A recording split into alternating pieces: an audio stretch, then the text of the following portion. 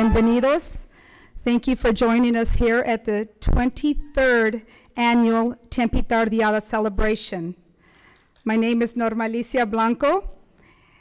Both my father and I have been part of the Tardeada since its inception. And we're very, very proud of this event. And it's my honor to MC this private reception tonight. We are back at the Tardeada Festival grounds, but it feels quite different. First, we are joined together a few weeks early. As you all know, it's always in October, so I really wasn't prepared for September the 17th because my mind was telling me it's October. It's going to be in October. But most notably, it's quiet. There are no community booths, no food trucks, or children laughing, couples dancing. In fact, there's 30 of us, so I'm gonna rely on you all to make some noise for me because I need the noise. I need everybody to get pumped up. This is my father. I forgot to introduce him to you, Anthony Gutierrez, who's been, I never would have imagined that we'd see another year without a festival, but the Tempe Tardeada Advisory Board once again was faced with a difficult decision of whether to gather in large numbers of our family and friends and community while we were facing rising numbers of COVID in Tempe. It wasn't an easy decision, and it's not one we hope to make again soon. But we want to be responsible and mindful of all our guests, our grandparents, parents, and our children, those most vulnerable, who always join our festival.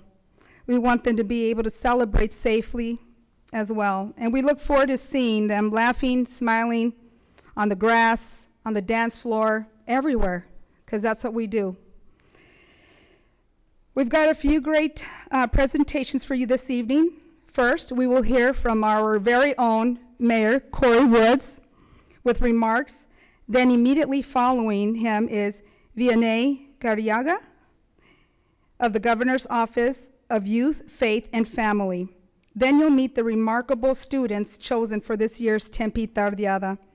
As always, we have been inspired and encouraged by our future leaders, and we know you'll share the same sentiment when you hear more about them.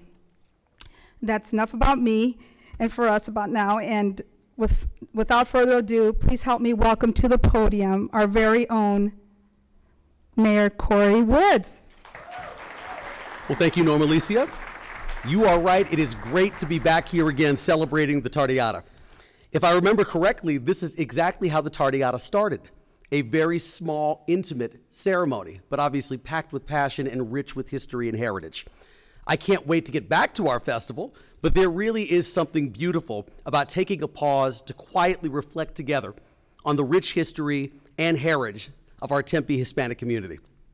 It's a history told in our museum albums and exhibits, but one worth recalling right now in this moment. After the Civil War, Mexican laborers worked along the Salt River, established a camp where the town of Tempe would soon be founded. Other Hispanic families from southern Arizona and Sonora joined them and homesteaded farms nearby. These first settlers lived in several small communities that together were known as Tempe. Between 1870 and 1900, about half of the Tempe area was Hispanic, and that community was thriving with organizing its own social activities, including music and entertainment. Mexican organizations sponsored dances, concerts, and Cinco de Mayo celebrations each year. Popular orchestras played traditional Mexican music, as well as more contemporary tunes, and weekly dances were always on the schedule. I would be remiss if I did not speak to the tensions that arose between segments of Tempe in the early 1900s. When the newly established 10th Street School opened in 1912, Hispanic children were not admitted, nor were Hispanic families allowed to swim in the Tempe Beach swimming pool when it opened in 1923. However, Tempe's Hispanic residents resisted discrimination. They joined mutualistas like the Alianza Hispano-Americana, which provided life insurance, burials, and a political voice. Residents also joined the La Liga Protectora Latina, or in the Latin Protection League. In 1923, Adolfo Babe Romo challenged school segregation in court, and the judge ruled that the 10th Street School must admit Hispanic children. This success built on one another, and in 1946, Hispanic families fought and won the right to swim at the Tempe Beach Pool. Then in 1964, voters elected Gil Montanez to the Tempe City Council. Councilmember Montanez advocated for neighborhood amenities, such as the Escalante Center, which is still a valuable cornerstone of our community today. And though much has been achieved in the last 50+ years, there's still much more to do. I'm proud that our council and staff are working hard to right past wrongs and fight to restore the voices previously denied or silenced. We know that our history has lasting impacts on our community today. I wanted to talk for a quick second, too, about the city's Equity in Action initiative. This program is charged with finding ways to increase opportunities for residents who are traditionally underrepresented to be involved in the city's planning and decision-making processes.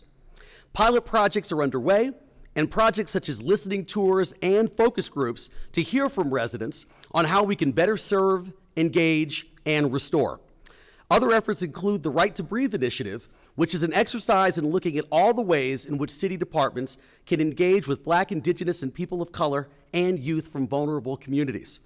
We are identifying opportunities such as hiring staff that are more representative of the communities we serve, increasing our presence on a neighborhood level, providing mentorships and internships, reducing costs of program participation, and maximizing transportation access.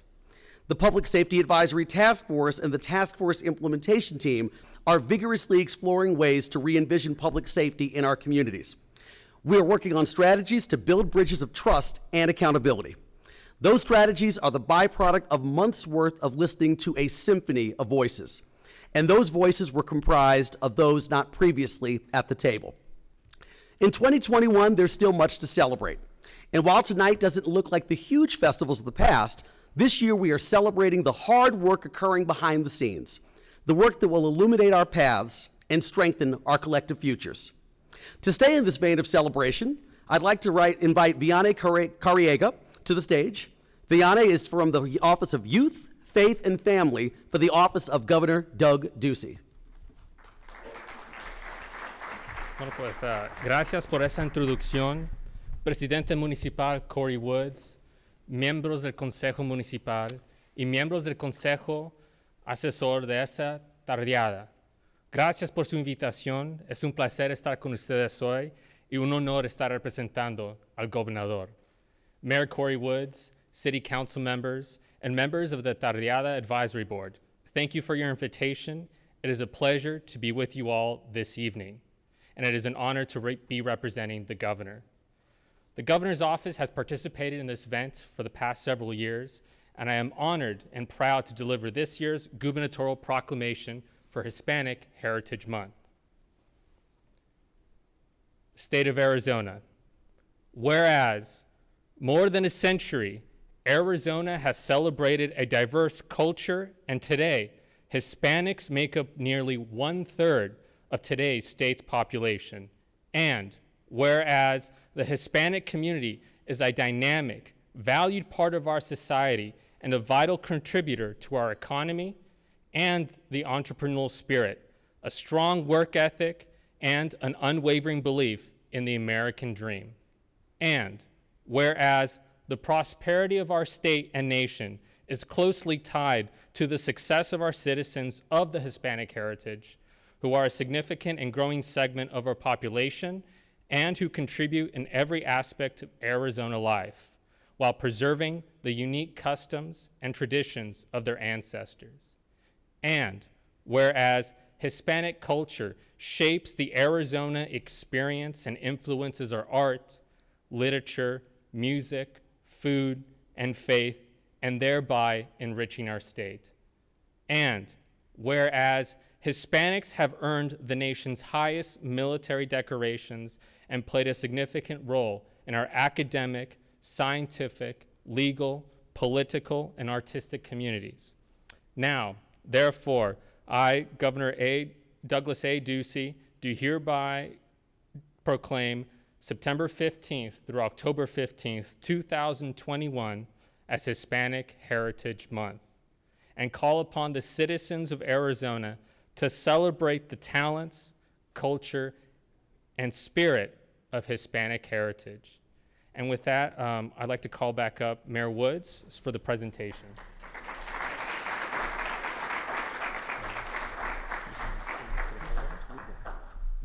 And now to this year's Tardeada scholarship recipients. This year, yes, clap you guys, come on.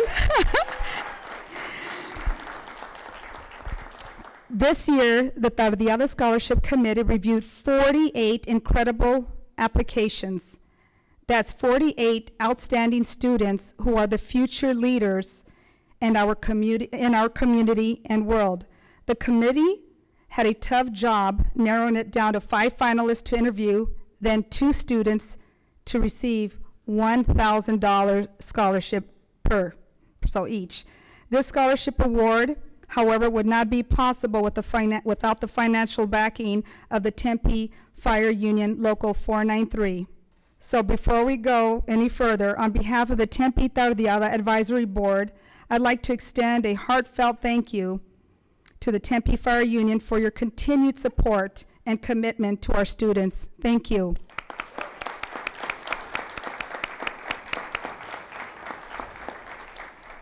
After interviews and careful consideration, the Tempe Tardeada Advisory Board would like to announce that the winners of the 2021 Tempe Tardeada scholarships are, come on, drum roll, Milan Harris and Angel Gabriel Paredes Gonzalez. Congratulations, Mimi and Angel. So our first scholarship awardee is Mimi Harris. Mimi is a senior at Mountain Point High School, where she has a 3.58 GPA. Mimi is involved in 10 different activities and clubs and holds leadership positions in 6 out of the 10. Mimi says she was taught at a very young age the value of service to others. She would accompany her mother on various service projects, but soon developed a passion for service to others on her own. Mimi's dream had been to play Division I volleyball. Unfortunately, she was injured during a volleyball game that unexpectedly ended her high school volleyball career. Mimi wrote in her essay that her injury birthed one of her many purposes in life, to serve as a sports psychologist. Through this challenge, she saw how she could assist other high school athletes in a similar position. Mimi developed a website for athletes who were experiencing mental health challenges stemming from injuries by providing resources, references, and sample workouts to help with mental stamina and confidence of the mindset. If that's not enough, in the last year, Mimi also created COVID relief packages for the unsheltered and did a gene drive for those living in shelters.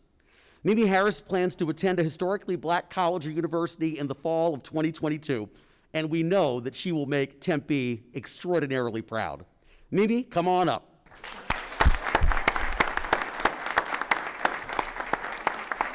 Good evening, everyone. Tempe Mayor Corey Woods, the City of Tempe, the Tempe Tardeada Scholarship Committee, the other scholarship winner, and guests. My name is Milan Harris, and I'm a senior currently attending Mountain Point High School. Thank you to the Scholarship Committee for selecting me as one of the 2021 scholarship recipients. With this award, I will be able to reduce some of my out-of-pocket college expenses to help me pursue my degree in health sciences, with the ultimate goal to earn my doctorate in physical therapy and also be a sports psychologist. Once again, thank you for this opportunity and this scholarship, and congratulations to the other scholarship winner. Our next scholarship awardee is Angel Gabriel Paredes Gonzalez. Angel is a senior at Tempe High School, where he holds a 3.919 GPL. Angel is part of the cross-country team, the soccer team, and a member of the Key Club. In addition to his high school activities, Angel volunteers at his church on Sundays and helps to translate at the church's food service program. When the Tardeada was in full swing, he also volunteered for the festival.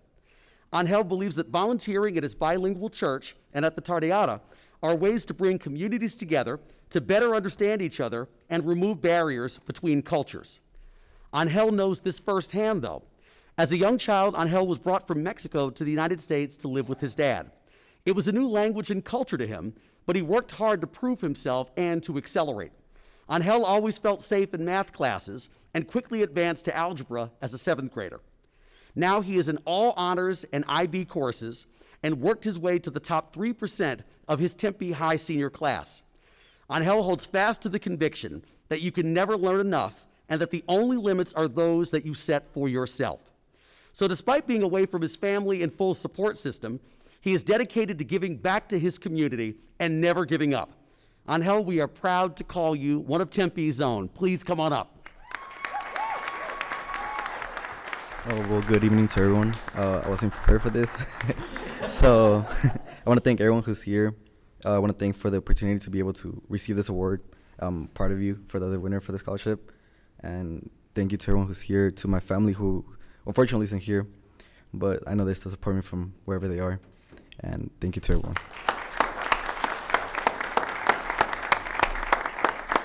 Thank you, Mayor and Council. And another round of applause for our future leaders, Mimi and Angel. Just as we recognize the hope in our future, though, we have to honor the strength of our past. This past year, the Tardeada Advisory Board and the City of Tempe lost one of its pillars, Dr. Santos Vega. Dr. Santos Vega was born in Miami, Arizona, and he was a neighbor, next-door neighbor of my father's, childhood buddies.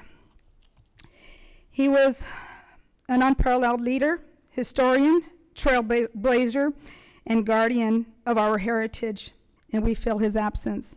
His daughters are here today, and please give them a warm welcome. Monica and Vivian.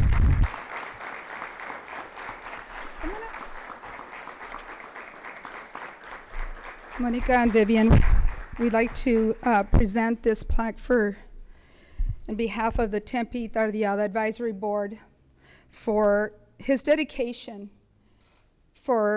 We are his students, we were his students. We learned every day from his contributions and the history that he has left. But even though we do feel his absence, we do feel him here. He's part of what we are.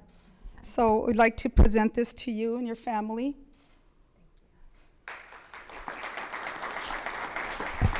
Would you like to say a few words?